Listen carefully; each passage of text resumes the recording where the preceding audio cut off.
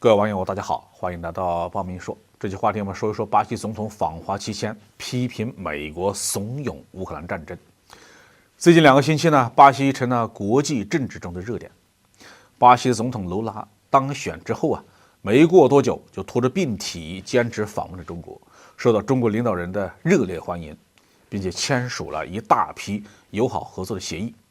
这一下并不让人感到意外。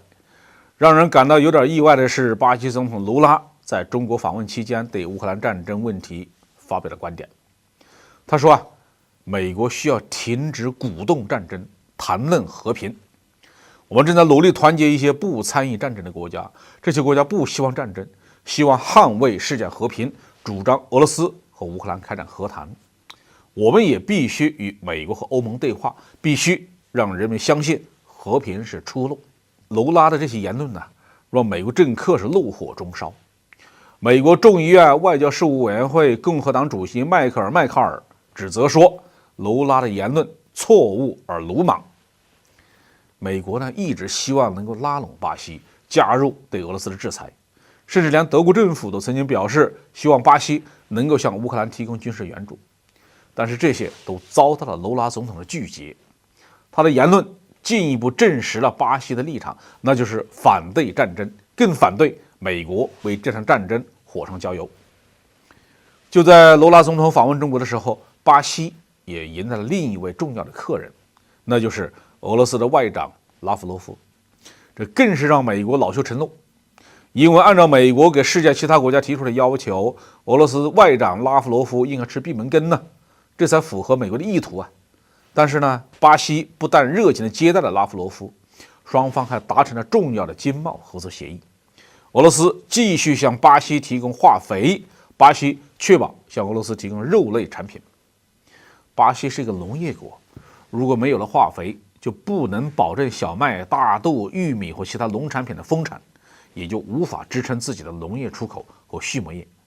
俄罗斯是一个地处北方的大国，因为天气寒冷民族饮食习惯是对肉类制品的需求量非常大，可以说是无肉不餐。巴西作为世界上最重要的牛肉出口国，在俄罗斯市场上占有重要地位。巴西与俄罗斯之间的互动，加上卢拉总统对乌克兰战争的表态，让美国是恼火到了极点。为什么中国、俄罗斯和美国都如此重视巴西呢？因为巴西是当今世界上的重要大国无论领土面积还是人口的数量都居于前列。如果再考虑自然资源的丰富程度，那巴西更是举足轻重。更为重要的是，巴西是金砖国家的成员，中国和俄罗斯对巴西的重视体现了金砖国家的内部团结。而美国对巴西的无理要求，不仅是为了制裁俄罗斯，也是为了拆散金砖国家的合作机制。巴西地处南美，美国的门罗总统提出了臭名昭著的门罗主义，其中的核心内容就是把拉丁美洲当成美国的后院，禁止其他国家插手。巴西加入金砖国家机制，与中国和俄罗斯保持良好的互动，把这说成是美国后院起火也并不过分。美国会眼睁睁地看着巴西独立自主吗？恐怕不可能。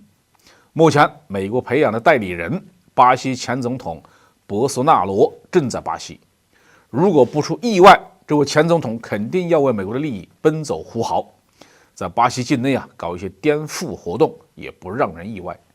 但是卢拉作为一个老练的政治家，不会给博索纳罗机会。4月18号，博索纳罗就收到了法院的传票，要求他出庭，把1月8号巴西国家权力机关遭到冲击的事情说清楚。卢拉在中国最重要的表态是提出疑问：为什么金砖国家一定要用美元交易？为什么就不能用本币？